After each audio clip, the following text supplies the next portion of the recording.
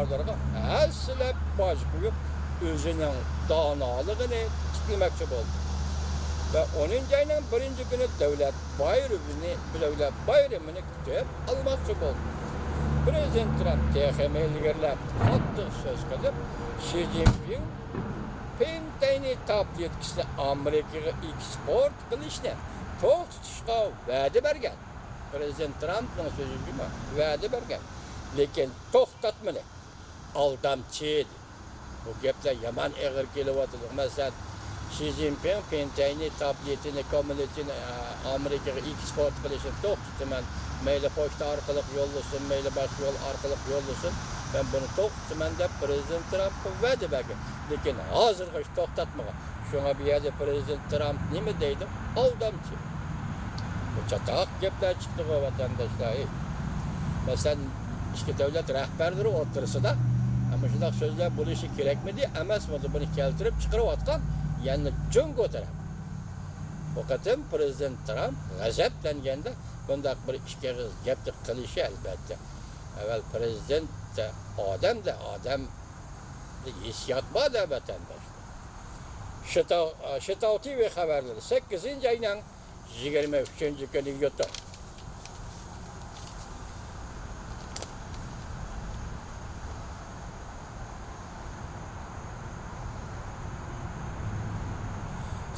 Ayının 23-cü günü Gobingo'nun bir vasıta anlatışı. Xi Jinping bilen Prezident Trump özara birbirine düşman deyişemdi. Xi Jinping nima üçün Prezident Trump mening dostum emas dedi. Esinglarda var bu 7. ayının 5. ayının 7. günü. Ve Xi Jinping Moskvadan Peterburg'a xalqaro iqtisod yig'iniga bordi. Şu yerga berib şu yer nima dedi. Prezident Trump mening dostum dedi. Prezident Vladimir Putinni qadrlik dostum dedi. Lekin Prezident Trump de mening dostum dedi. İki so'zni shu yerda qilgan edi. Endi bugun Gobingo'ning so'ziga qaraganda Xi Jinping Prezident Trump mening dostum emas dedi. YouTube 8-ayının 23-cü günü YouTube Gobingo. Enlikdeki yana bir haber. Prezident Trump g'azablendi ve derhal 550 milyar dollarlık Jungo tovarlarına baş koyduğanlıkını çıkardı. Hem de Xi Jinping düşman dedi. Mavzulu Thor filmi 8-ayının 24-cü günü YouTube'da Johnson tarafından koyup verildi. Bunun da tahlil yana başkaca. Maliyaga soğuk nazar. Qaytarma zarba. Amerika 550 milyar dollarlık duvar mallarga halak etmeci koydu. Bu maliye soğuk nazar torbitining mavzusi. Nima deydi? Qaytarma zarba. Prezident Trump qaytarma zarba berdi Jungo'ga. Amerika 550 milyar dollarlık duvar mallarga halak etmeci koydu. İki taraf savdo münasebetleri üzüldü dedi. Jungo hem de planlık iqtisod davriga qaytib ketdi. 8-ayının 24-cü günü YouTube. Jungo Amerika savdo urushi yana bir haber. Prezident Trump chaqmoq tezligida qaytarma zarba berib, aslab tamoyil beji qo'yishni 3 hassa yuqori ko'tardi.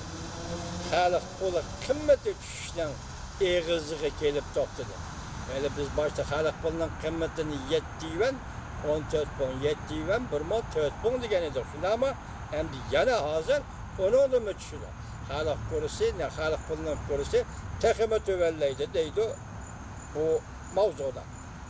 Amerika Zapas pul komiteti kuch olab chiqib, yana o'sim kamaytirgan bo'ldi.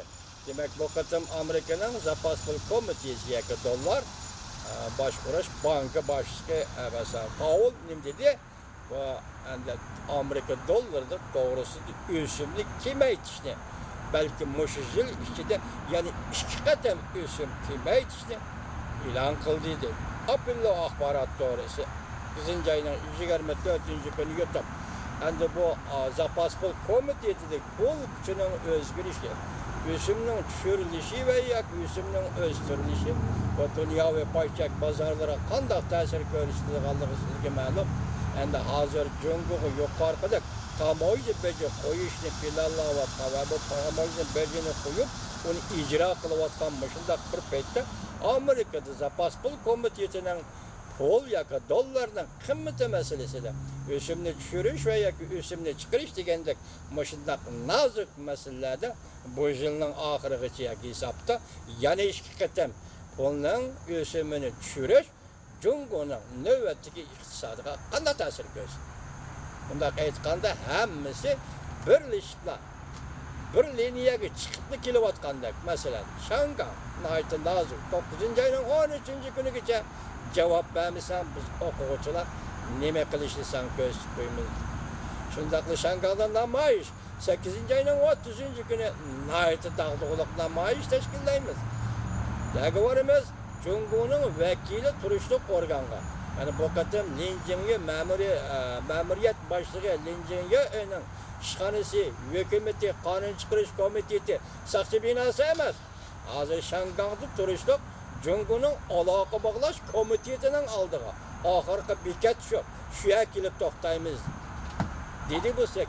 ayının 30. günü ötküzülüdüğün namayış. Yani 9. ayının 2. günden başlayıp okuvchilar 15 gün ishlashlari, o'qishlashlari muddatsiz. Biz hozir ish gapda dedik, lekin oxirgi soatda bu muddatsiz. Chek yo'q.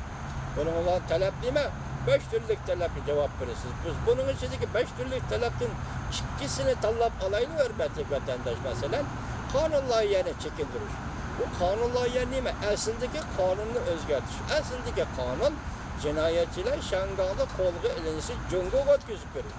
Bu bir memuri rayon. Yani bir devlette işgal tüzüm bile özü başkuruvatlar rayon.